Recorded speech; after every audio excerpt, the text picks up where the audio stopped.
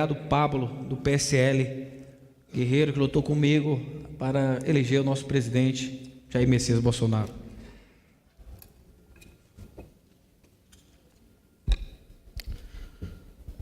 Senhor presidente, luz parlamentares presentes, componentes da mesa, saudar a presença de todos aqui, deputado federal Zé Ricardo, deputado federal Marcelo Ramos, nosso senador parceiro Plínio Valério, nosso prefeito de Manaus, um dos maiores guerreiros da Zona Franca, Arthur Vigílio Neto, coronel Alfredo Menezes, sempre amigo, presente, senhor Igor Calvé, representante aqui da Secretaria Especial Adjunta, falando para o Ministério da Fazenda, presente também nosso grande presidente Nelson Azevedo, e o senhor Paulo César Rolim Alvim, secretário de Empreendedorismo e Inovação do Ministério da Ciência e Tecnologia.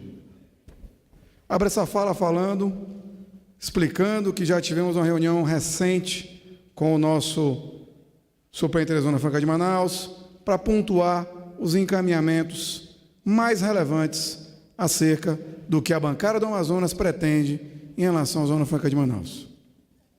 Os encaminhamentos se reduziram a 3, basicamente, que é a revisão do nosso processo produtivo básico, dando a autonomia que o Conselho Administrativo da SUFRAMA precisa para discutir um dos maiores entraves à produção na Zona Franca de Manaus, que é o PPB, precisa ser revitalizado, precisa ser revisto. Ao mesmo tempo, num segundo momento, o descontingenciamento de recursos. A SUFRAMA tem muito recurso preso por políticas anteriores do governo federal que trabalhavam pensando que a SUFRAMA serviria como meio de equilíbrio do superávit primário, segurando o recurso da Zona Franca de Manaus e não deixando esse dinheiro ser investido no estado do Amazonas. E, num terceiro momento, o compromisso do governo federal de que ele não atacaria a Zona Franca de Manaus com decretos e com outros atos, porque a gente sabe que a Zona Franca ela já é perene por permissão constitucional, mas essa perenidade ela pode ser atacada por qualquer normativo, decreto, ato atentatório, como já aconteceu com os tablets e concentrados, situações que, infelizmente, tiraram a competitividade de alguns produtos. Então, manter a competitividade da Zona Franca de Manaus é importante para que ela não seja asfixiada. E a importância disso, ela é compartilhada em todos nós. Essa aqui é uma casa do povo, nós somos representantes aqui dos amazonenses e cumpre aos parlamentares o primeiro dever de falar pela Zona Franca. O problema é que nós não podemos estar sozinhos. Temos que estar acompanhados das indústrias e das empresas que têm que pensar que a Zona Franca de Manaus, como disse Marcelo Ramos, aqui é importante para o Brasil e não para os amazonenses. Temos que ter a sociedade civil do nosso lado e a mídia ajudando a divulgar essa importância que a Zona Franca de Manaus tem para o mundo. Divulgar só, coronel Menezes, não é importante. Aqui nesse parlamento, nós agimos também como uma espada. Nós temos que dar o tempo todo atacando para que a gente possa trazer para a Zona Franca de Manaus a tão falada indústria 4.0, a renovação do nosso parque industrial tecnológico, para que a gente não fique para trás.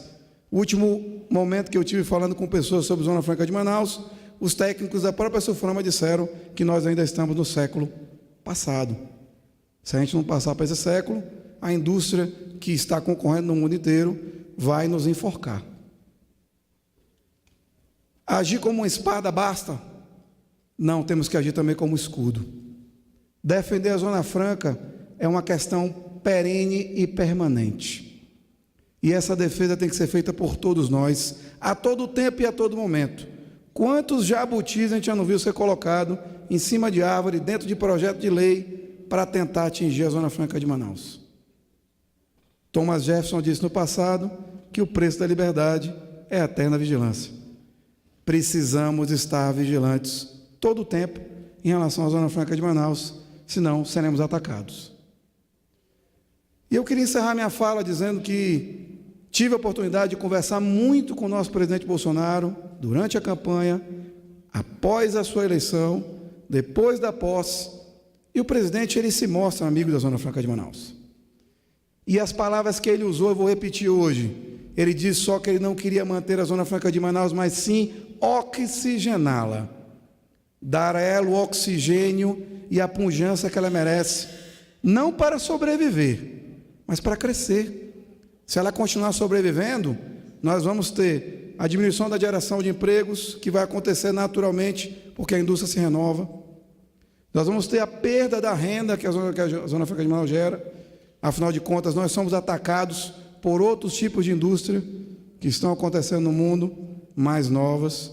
E nós vamos ter atacada, por último, a preservação ambiental, que o nosso prefeito de Manaus escreveu um artigo recentemente muito bom, falando sobre isso, sobre o aquecimento global, e dizendo que a Zona Franca de Manaus, ela é um vetor, um motor de produção de água para o mundo, e que com isso garante que os estados do Sul e Sudeste continuem tendo a nossa floresta preservada, e essa preservação é o que garante que todos nós, do Brasil inteiro, tenhamos o padrão de vida que nós temos.